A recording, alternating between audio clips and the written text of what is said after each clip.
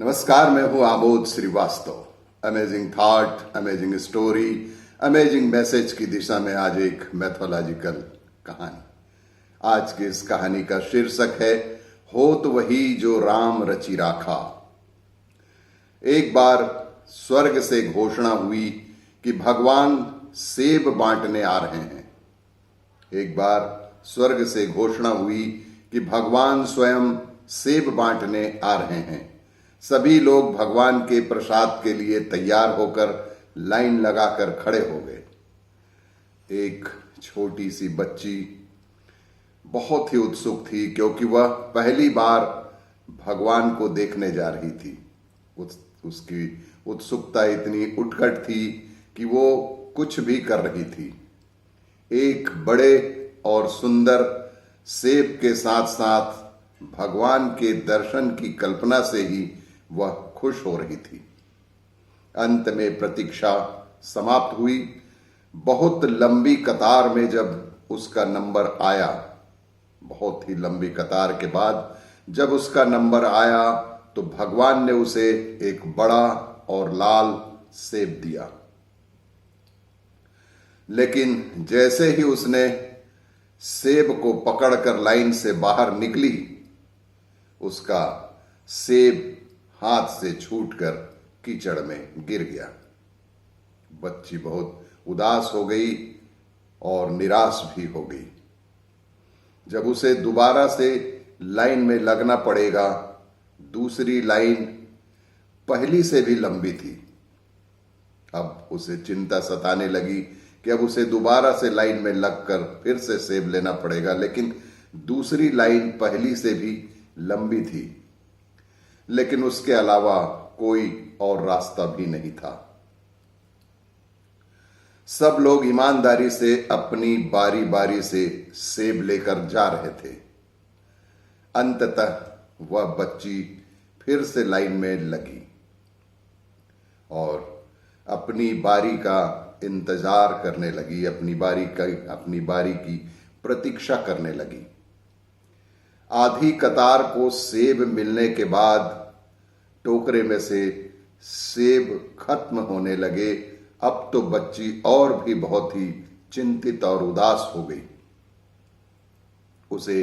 उसने सोचा कि उसकी बारी आने तक तो सब सेब खत्म ही हो जाने हैं।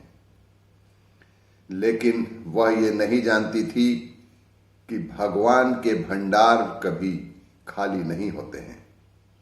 उस बच्ची के बाल सुलभ मन में ये बातें बार बार कौंध रही थी कि मेरी बारी आने तक कहीं सेब खत्म न हो जाए। जब तक उसकी बारी आई तो और भी नए सेब आ गए। भगवान तो अंतर्यामी होते हैं। भगवान अंतर्यामी, उन्होंने बच्ची के मन की बात जान गए। वे अंतर्यामी उस बच्ची के मन की दशा को जानकर उन्होंने इस बार बच्ची को सेब देकर कहा कि पिछली बार वाला सेब एक तरफ से सड़ चुका था। पिछली बार वाला सेब एक तरफ से सड़ चुका था, तुम्हारे लिए सही नहीं था। वो सेब जो पूर्व में तुमने लिया था तुम्हारे लिए सही नहीं था, इसलिए मैंने ही उसे तुम्हारे हाथों से गिरा दिया था। दूसरी तरफ लंबी कतार में तुम्हें इसलिए लगाया क्योंकि नए सेब अभी पेड़ पर थे, उनके आने में थोड़ा समय बाकी था, इसीलिए तुम्हें अधिक प्रतीक्षा करनी पड़ी। अब ये सेब अधिक लाल, सुंदर और बहुत ही मीठे, रसीले हैं और तुम्हारे लिए सभी दृष्टिकोण से ये उपयुक्त हैं। भगवान की बात सुनकर बच्ची संतुष्ट हो गई। इसी प्रकार यदि आपके किसी काम में विलंब हो